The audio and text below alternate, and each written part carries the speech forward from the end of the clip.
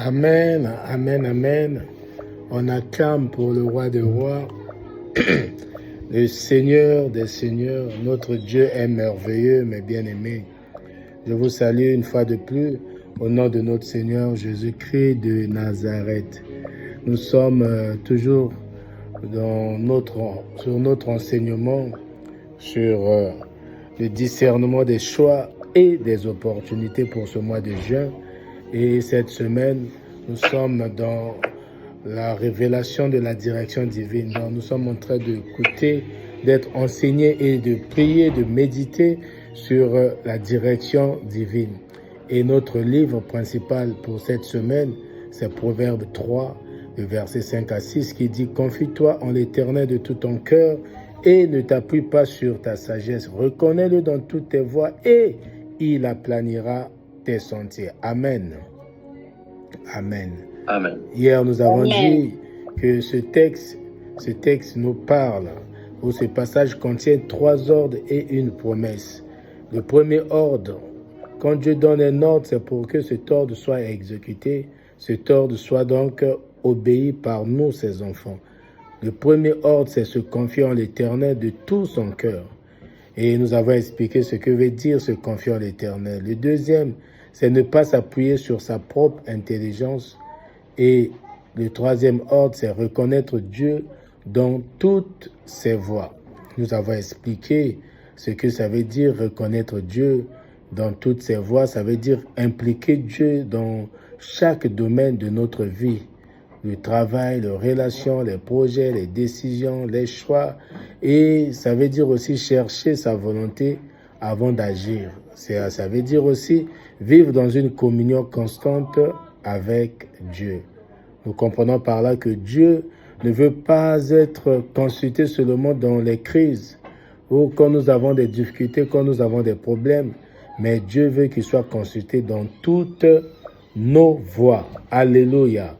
Que ce soit le bonheur, que ce soit le malheur, que ce soit la joie, que ce soit les moments de pleurs, Dieu veut que nous le consultions, mes bien-aimés. Nous avons compris cela hier et nous avons donc prié. On a prié pour briser tout ce qui est... D'abord, nous avons prié dans l'ensemble pour développer une confiance totale en Dieu. Ça veut dire que nous avons prié pour lâcher les inquiétudes qui sont excessives, pour prier avant de prendre les décisions, dire chaque jour, Seigneur, je m'en remets à toi. Et nous avons prié pour briser toute dépendance, la dépendance à la seule logique humaine. Ça veut dire chercher la parole de Dieu, à faire de la parole de Dieu notre direction par le Saint-Esprit. Amen, amen, amen. Donc, c'est une manière de dire que Proverbe chapitre 3, le verset 6, le verset 5 et 6, nous enseigne que la vie chrétienne n'est pas une vie d'autonomie humaine. Dis avec moi, pas d'autonomie humaine. Pas d'autonomie humaine. Mais c'est une vie de dépendance divine. Dis encore avec moi, dépendance divine. Dépendance divine. Amen. Dépendance divine. Donc on avait conclu que plus nous faisons confiance à Dieu, plus nos chemins deviennent clairs. Plus nous nous appuyons sur nous-mêmes, plus nous nous exposons à des erreurs qui sont monumentales. Alléluia. Nous allons donc continuer à introduire et à prier. Et demain, nous allons entrer en plein dans notre vif du sujet. Mais j'aimerais toujours continuer à introduire ce que c'est que la direction divine. La direction divine, c'est comme un pilier de la vie spirituelle, mon frère, ma soeur. Aujourd'hui, nous avons le Saint-Esprit.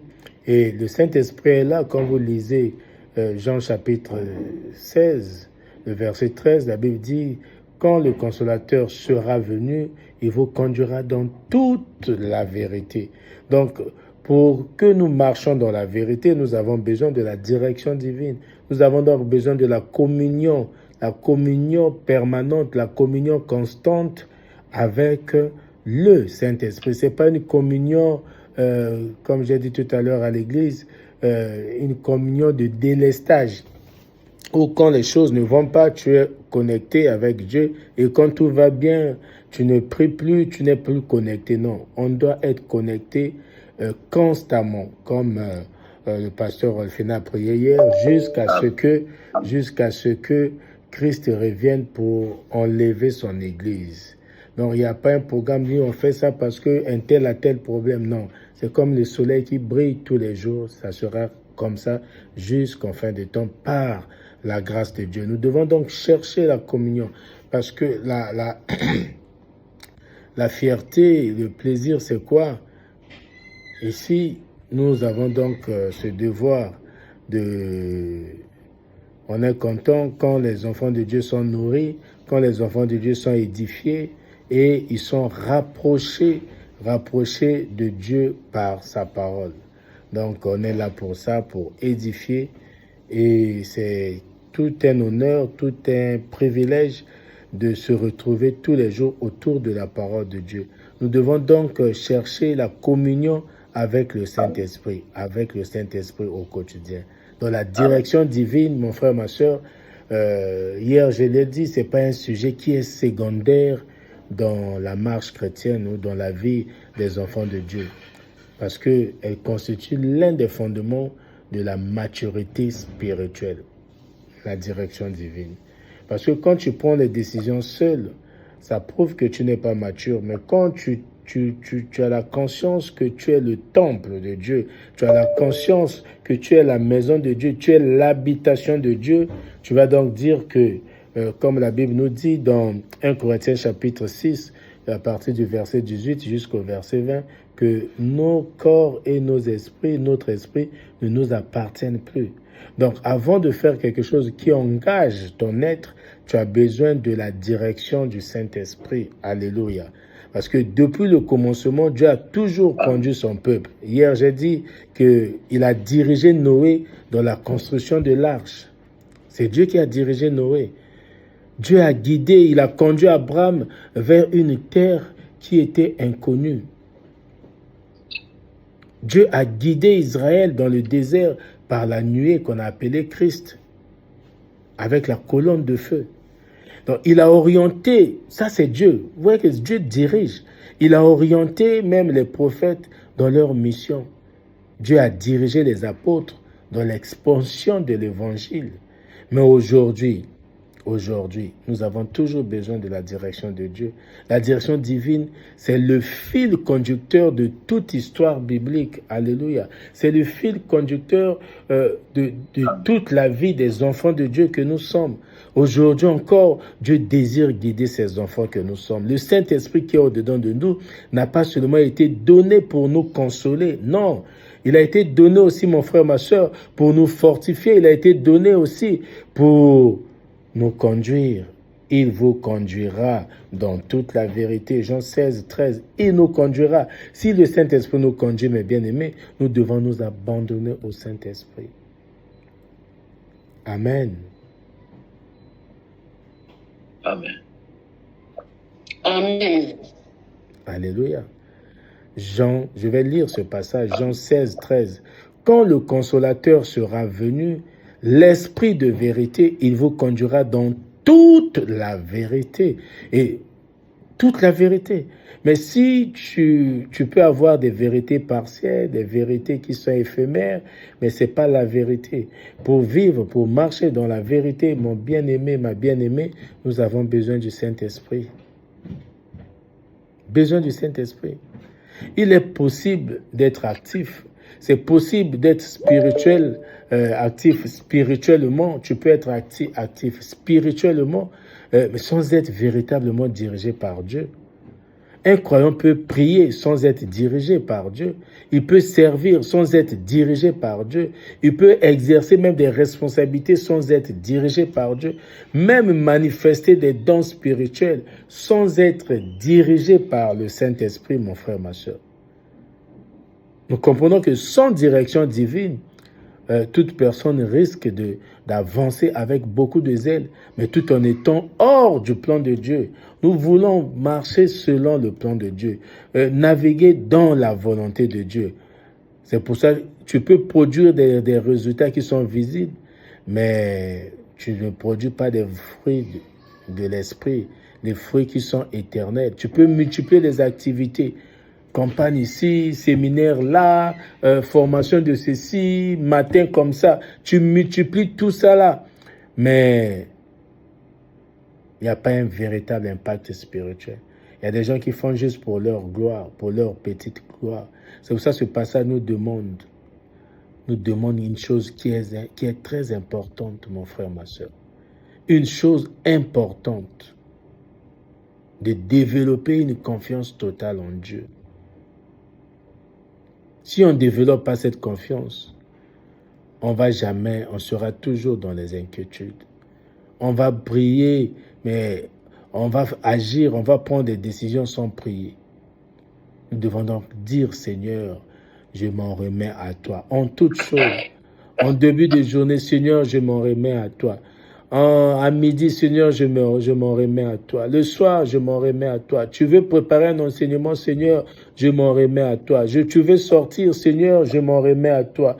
Tu veux manger, Seigneur, je remets tout cela à toi. Tu arrives quelque part, Seigneur, je m'en remets à toi. Alléluia, alléluia. Voilà comment Dieu peut nous diriger. Dieu peut nous diriger. Donc l'activité ou l'activisme spirituel ne remplace jamais l'intimité avec Dieu. L'activisme spirituel, hier nous l'avons dit, ça ne remplace jamais l'intimité avec Dieu. Parce que tu peux être très occupé par Dieu, mais sans être aligné avec Dieu. Matthieu 7, 22, 23 nous dit, « Plusieurs me diront en ce jour-là, Seigneur, Seigneur, n'avons-nous pas prophétisé par ton nom? N'avons-nous pas chassé des démons par ton nom? Et n'avons-nous pas fait beaucoup de miracles par ton nom? Alors je leur dirai ouvertement, je ne vous ai jamais connu. Retirez-vous de moi, vous qui commettez l'iniquité. » Alléluia. Donc le problème ici de ces personnes n'était pas l'absence d'œuvre. Non, non, non. Mais c'était plutôt l'absence de relation authentique avec le Seigneur. Les œuvres sont là. Mais quelle est la relation avec Dieu?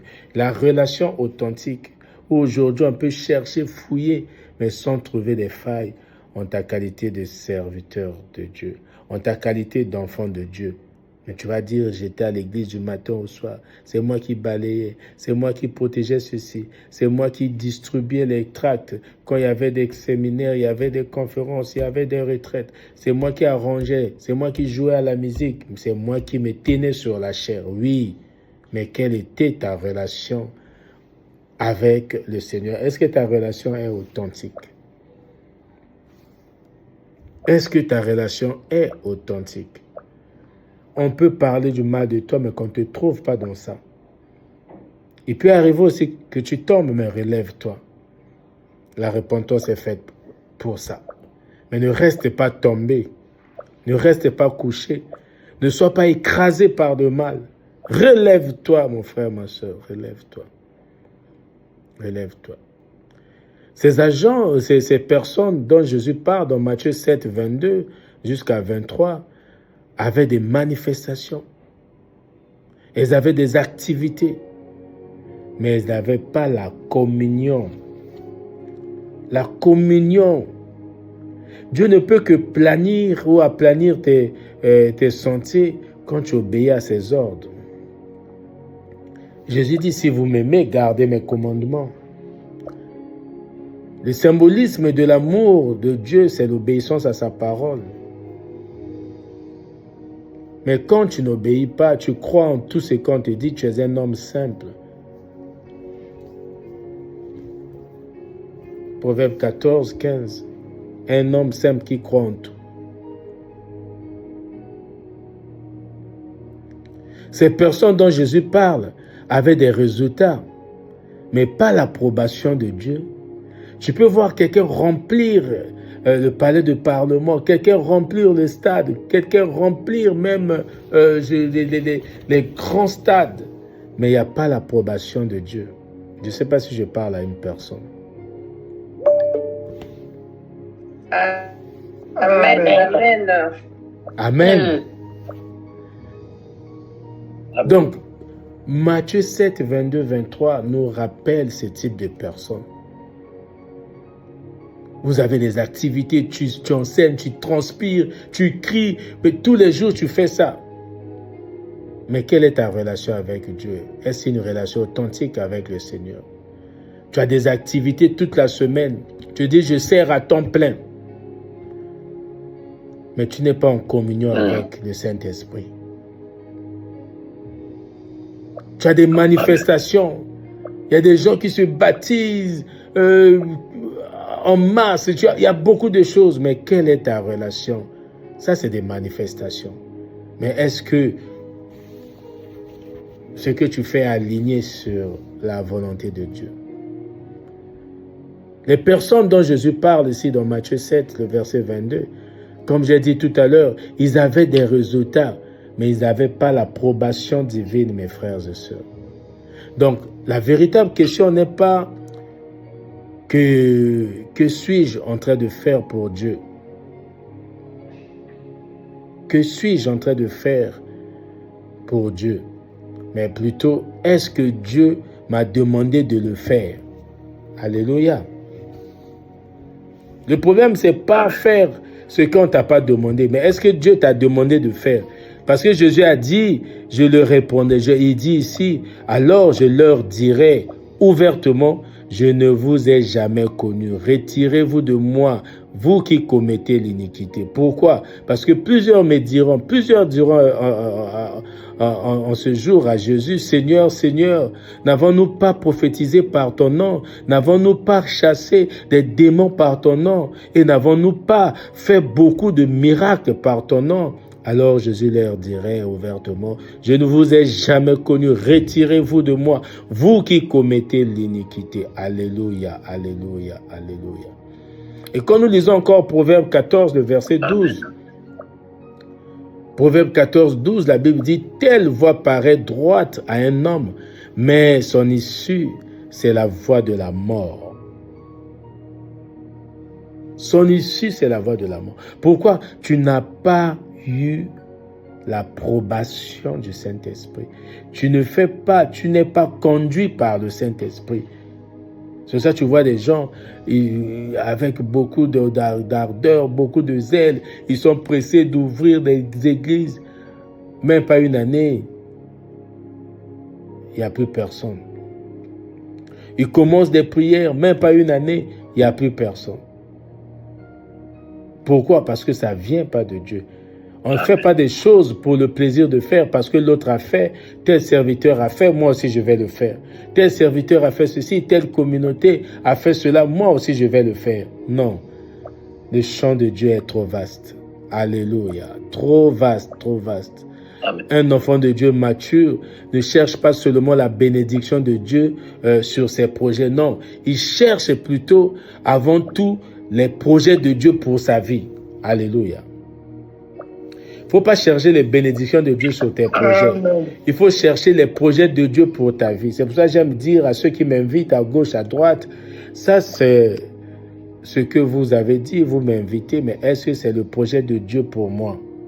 Ce n'est pas parce que je suis serviteur de Dieu, je suis docteur, que je vais aller à gauche, à droite pour enseigner la parole. Non. Moi, je dois faire ce que Dieu a prévu pour moi. Alléluia. Amen. Ce que Éphésiens 2:10 sont en train de dire, que nous sommes l'ouvrage des mains de Dieu, nous avons été créés en son Fils Jésus-Christ pour accomplir les bonnes œuvres que lui, il a préparées. Mais s'il n'a pas préparé ça pour moi, comme je disais hier aux étudiants bibliques, si on est, pendant qu'on est en train de parler, on est à l'église, on ramène un corps qui doit être au dépôt, pendant que tu es sur la chair, les gens viennent dire non, il y a un pasteur là-bas, il faut prier. pour réveiller ou pour ressusciter. Mais est-ce que le Saint-Esprit m'a donné l'approbation pour que je prie? Si c'est dans son plan que cet homme meurt ou cette femme meurt, pourquoi moi je dois prier contre la volonté de Dieu? J'aime dire, si le Saint-Esprit me chuchote, parle, me convainc, va prier, oh, j'obéis avec la foi et Dieu va faire. Mais s'il ne me dit pas, je vais dire, moi je prie pour que vous alliez à l'hôpital. Parce qu'il y a un temps pour toutes choses, il y a un temps pour naître, il y a un temps pour vivre, il y a un temps pour mourir. Donc les serviteurs de Dieu ne sont pas là pour arrêter ou pour empêcher la mort. Mais tu dois faire quelque chose qui soit pour la gloire de Dieu. Si Dieu avait mis ça dans ton plan, tu vas le faire, mon frère, ma soeur. Il ne faut pas courir derrière les miracles, derrière les choses. Dieu t'appelle à autre chose. Dieu t'appelle à une dimension plus élevée que ce que tu es en train de faire. Alléluia. Amen. Vous savez, la direction, Amen. quand Dieu donne une direction, ça transforme nos choix. Parce que toi, tu pouvais peut-être dire que non, moi je vais créer un groupe WhatsApp où on va prier les lundis seulement et les mercredis et les vendredis. Mais si c'est dans le plan de Dieu, tu vas le faire. Si ce n'est pas dans le plan de Dieu est que tu pries du lundi au dimanche, tu vas faire ça. Ça transforme nos choix. C'est ça qu'il faut demander. Proverbe chapitre 16, le verset 9, la Bible dit, l'homme élabore les projets dans son cœur, le cœur de l'homme élabore les projets, fourmente les projets, mais c'est Dieu qui a fermé les pas. Autrement dit, quand tu sais que Dieu dispose, tu ne vas pas encore proposer, tu vas seulement chercher à connaître la volonté de Dieu, pour suivre la volonté de Dieu, au lieu de proposer afin que Dieu dispose. Alléluia. Alléluia. Amen. Amen. Amen. Ouais, parce que quand Amen. quand tu as la direction de Dieu, Dieu transforme nos choix, Dieu transforme nos priorités, Dieu transforme même nos relations, Dieu transforme même notre ministère, il transforme nos finances, il transforme notre destinée. C'est Dieu. Tu marches avec Dieu. Marcher avec Dieu, c'est apprendre chaque jour à dire, mon frère, ma soeur, Seigneur, non pas ma volonté, mais la tienne. C'est ça, marcher avec Dieu. Mais quand tu fais tout ce que toi tu veux, tout ce que tu veux, tu ne marches pas avec Dieu. À quoi ça sert de marcher avec Dieu s'il n'est pas ton Seigneur? À quoi ça sert de marcher avec Dieu si tu ne suis pas sa volonté? À quoi ça sert de marcher avec Dieu si tu n'obéis pas à ses ordres? C'est-à-dire que tu ne lui fais pas confiance entièrement. Alléluia. Dieu a toujours ce désir de diriger l'homme, de conduire jusqu'au jour. C'est pour cela Jésus a dit à ses disciples, il dit, il est avantageux pour vous que je m'en aille. Car si je ne m'en vais pas, le Saint-Esprit ne viendrait pas à vous. Or, c'est le Saint-Esprit qui doit nous conduire dans la vérité. Jean 16, le verset 13. Il nous conduira dans la vérité. Nous avons donc besoin du Saint-Esprit. Nous avons besoin d'une communion. Il ne peut pas nous conduire si nous n'avons pas la communion. Nous n'avons pas la communication avec le Saint-Esprit. C'est pour ça que Paul termine 2 Corinthiens en disant que la grâce de notre Seigneur Jésus-Christ, l'amour de Dieu notre Père et la communion du Saint-Esprit soient votre partage. La communion, c'est la fin. Tu peux avoir la grâce, tu peux ressentir, vivre l'amour, mais si tu n'as pas la communion, tu es dirigé par toi-même. Dirigé par toi-même. Tu peux introduire la suite quand tu as déjà dit, Seigneur, non pas par ma volonté, mais par ta volonté. Parce que, pourquoi? Parce que la plus grande réussite n'est pas d'accomplir beaucoup de choses. Alléluia. Dis à ton frère, ta plus grande réussite n'est pas d'accomplir beaucoup de choses. Amen. La plus grande réussite n'est pas d'accomplir beaucoup de choses.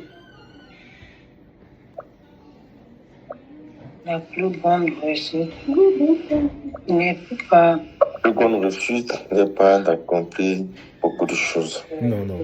C'est pas, la réussite, c'est pas accomplir beaucoup de choses, mais c'est accomplir ce que Dieu a prévu pour toi. Madame, mon épouse, la plus grande réussite, c'est pas d'accomplir beaucoup de choses, mais c'est d'accomplir ce que Dieu a prévu pour toi. Amen, amen, amen. Ce que Dieu a accompli, a prévu pour nous. Quand tu l'as accompli, c'est la plus grande réussite. Si Dieu avait dit que tu vas faire ceci, tu vas faire cela, tu l'as accompli, c'est ta plus grande réussite. C'est pas faire beaucoup de choses. Être là à gauche. Là, c'est même parfois, nous avons vu la fois dernière, la semaine dernière, nous avons parlé des distractions déguisées en bénédiction, les distractions déguisées en opportunités, les distractions déguisées en portes, à des portes ouvertes. Attention, attention. Donc, tu peux faire des choses. Tu peux te poser encore la question. Comment reconnaître la voix de Dieu? Comment marcher avec assurance dans sa direction? Alléluia. Comment Amen. Comment reconnaître la voix de Dieu? Parce que tu as besoin de la direction. Mais tu ne peux pas suivre la direction si tu n'entends pas Dieu. Mais pour entendre Dieu, il faut connaître sa voix. Et pour connaître la voix, tu dois être en permanence avec la personne. Vous et moi, vous m'entendez tous les jours. Vous écoutez ma voix tous les jours. Aujourd'hui même, sans me voir, si vous écoutez l'audio avec les yeux fermés, vous écoutez même la vidéo, je suis en train d'enseigner, vous direz que ça, c'est le docteur, c'est notre frère. Amen. Parce que vous êtes familiarisé avec ma voix. Mais nous devons aussi se familiariser avec la voix de Dieu. Par la prière, la méditation, l'écoute de sa parole, l'étude même de sa parole, on va comprendre que ça c'est Dieu. Dieu procède comme ça, Dieu agit comme ça. C'est sa volonté. Alléluia. Comment reconnaître la voix de Dieu? Dans la vie, parfois c'est ta circonstance qui te parle. Parfois, c'est ton problème qui te parle. Parfois, tes propres désirs te parlent, tes émotions te parlent. Donc, la question n'est pas de savoir si Dieu parle encore aujourd'hui. Alléluia. Mais la question ici est de savoir, de comprendre si nous sommes disposés à l'écouter. Dieu parle. Nous prions un Dieu qui parle. Le Dieu parle depuis la création. Hébreux chapitre 1er, le verset 1 au verset 2 nous parle. La Bible dit qu'autrefois Dieu a parlé à nos pères par des prophètes. En ce temps, il parle en son Fils Jésus-Christ. Et aujourd'hui, qu'est-ce qu'il parle? Il continue à nous parler par le Saint-Esprit. Alléluia. Donc Dieu désire conduire ses enfants. Il n'est pas un père qui est silencieux ou un père qui est distant. Non, sa volonté n'est pas de nous laisser dans la confusion. Non, sa volonté est de nous guider avec sagesse et amour. C'est pour cela, 2 Timothée chapitre 1er, le verset 7, la Bible dit que nous n'avons pas reçu l'esprit de timidité. Le Saint-Esprit que nous avons reçu, c'est un esprit de force, un esprit d'amour et de sagesse. Donc nous devons être conduits par cet esprit. Le Saint-Esprit doit nous guider avec amour, avec sagesse. Et dans Jean 10, 27, la Bible dit quoi? Mes brebis entendent ma voix. Je les connais et elles me suivent. Alléluia. Donc reconnaître la voix de Dieu est le privilège de tous ceux qui entièrement ont une relation vivante avec Dieu. Quand tu as une relation vivante, Jésus dit, mes brebis entendent ma voix. Je les connais et elles me suivent. Donc reconnaître la voix de Dieu par sa parole, numéro 1. La Bible est le premier moyen par lequel Dieu nous parle. Il ne faut pas aller chercher les voyeurs, les mikoudi. Dieu nous parle par sa parole. Le Saint-Esprit ne conduira jamais ce qui est écrit. Il ne pourra jamais contredire ce qui est écrit. Jamais. Le Saint-Esprit. Il ne peut pas contredire ce qui est écrit. Donc, quand il y a même une révélation, il y a une prophétie, ça doit être en adéquation avec ce qui est écrit. Parce que toute direction qui se pose à la parole de Dieu ne vient pas de Dieu. Alléluia.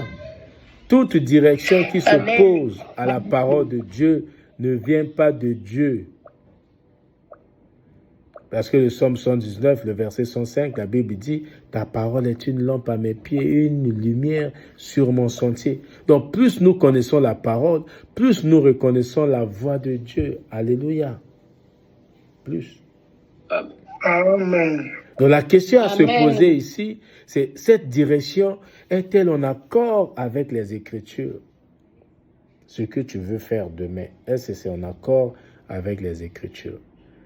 Le projet pour cette fin du mois est-il en accord avec les Écritures? C'est ça la question. Donc, reconnaître la voix de Dieu aussi par le Saint-Esprit.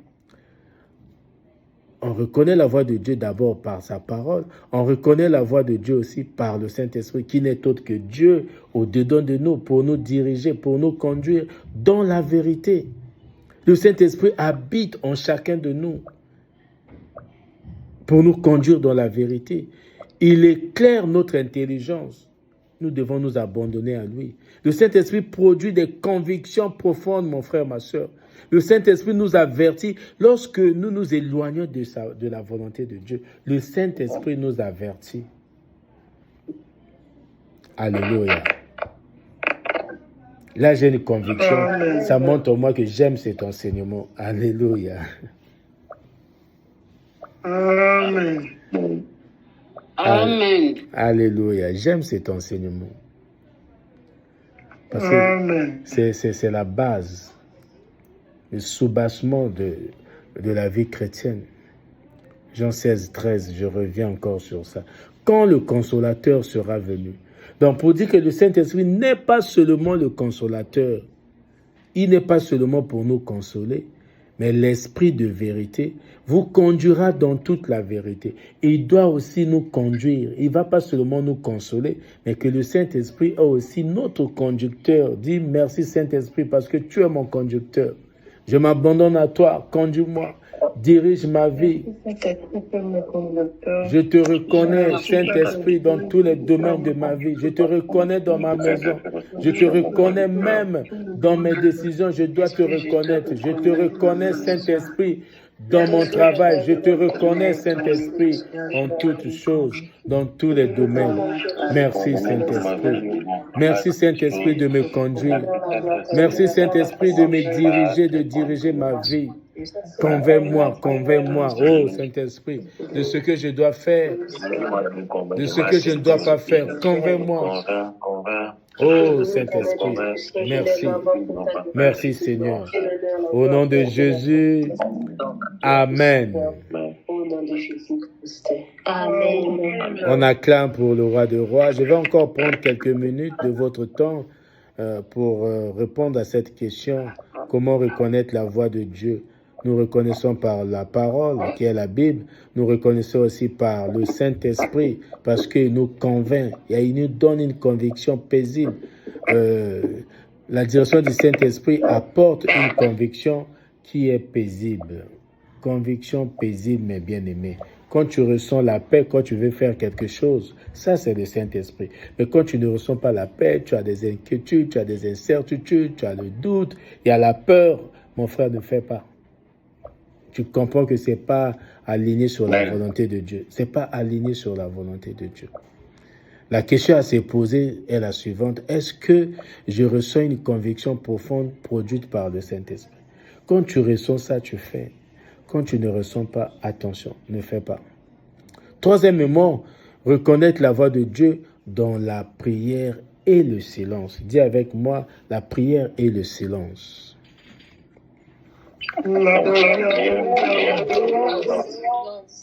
Oui.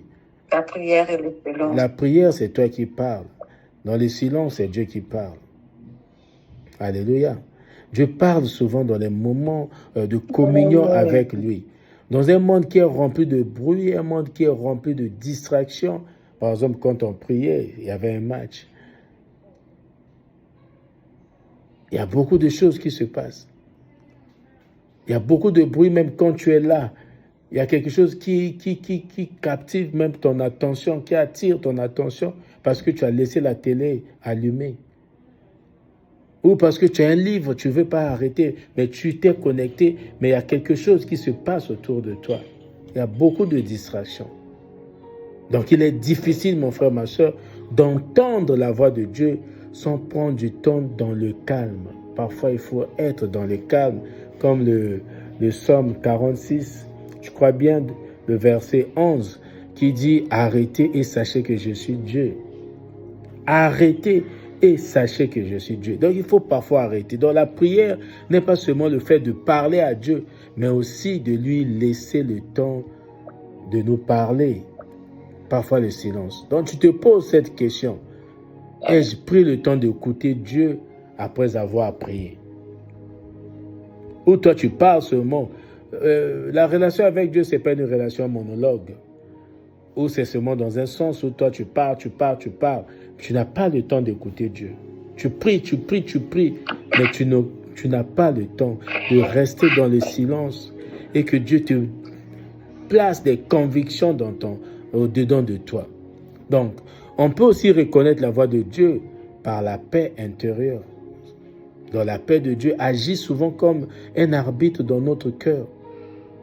Donc, même lorsqu'une décision semble difficile, mais la direction de Dieu est accompagnée d'une paix profonde. Philippiens 4, le verset 7. Et la paix de Dieu qui surpasse tout entendement gardera vos pensées et votre cœur en Jésus-Christ. Colossiens 3,15 dit « Et que la paix de Christ, à laquelle vous avez été appelés pour former un seul corps, règne dans vos cœurs. » Donc l'absence de paix n'est pas toujours un signe négatif. Alléluia. Quand tu manques de paix, ce n'est pas toujours un signe négatif. Donc ça mérite d'être examiné avec prudence. Pourquoi je n'ai pas la paix? Parce que ce que tu veux faire, ce n'est pas dans la volonté de Dieu. Donc pose-toi cette question. Est-ce cette décision produit-elle la paix de Dieu dans mon cœur? Si déjà dans ton cœur, ça ne produit pas la paix, dans ta relation, là où tu es en train de vouloir exercer cette décision, appliquer cette décision, faire un choix, mon frère, ma soeur, ça ne produira pas aussi de paix. Non, ça ne pourra pas produire la paix. Tu peux aussi reconnaître la voix de Dieu par les conseils sages. Par exemple, sur la plateforme, tu peux reconnaître c'est Dieu qui te parle. Parce que Proverbe 15, 22 dit que les projets échouent faute d'une assemblée qui délibère. Les projets échouent faute d'une assemblée qui délibère, mais ils réussissent quand il y a de nombreux conseillers. Donc un cœur qui est humble accepte d'être conseillé.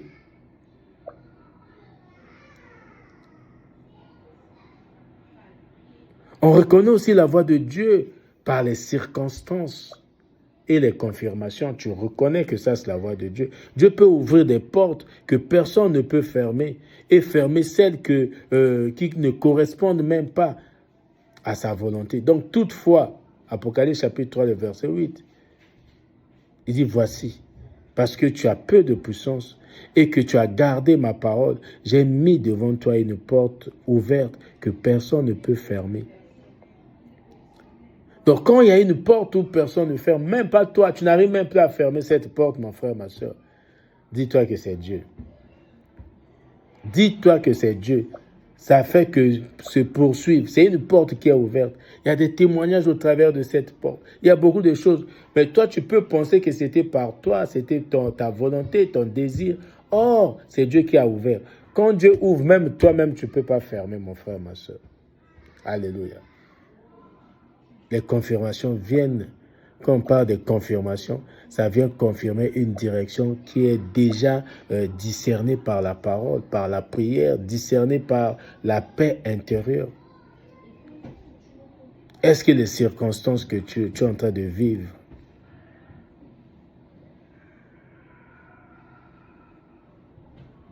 confirment qu'elles viennent de Dieu? Alléluia. Voilà, mon frère, ma soeur, j'ai donné ici 6 raisons pour reconnaître, comment reconnaître la voix de Dieu. On avait dit et marcher dans l'assurance. Demain, nous allons voir la suite. Comment marcher avec assurance dans la direction de Dieu. Pose-toi cette question pour ne pas que tu oublies. Sœur Destinée, comment marcher avec assurance dans la direction de Dieu?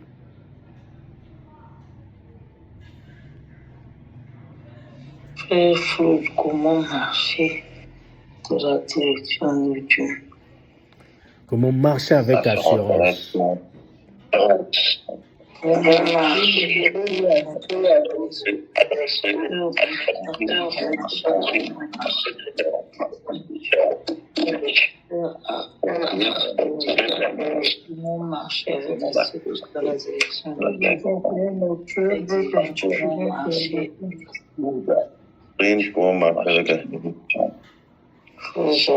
Comment marcher avec assurance dans la direction de Dieu. Amen, amen, amen.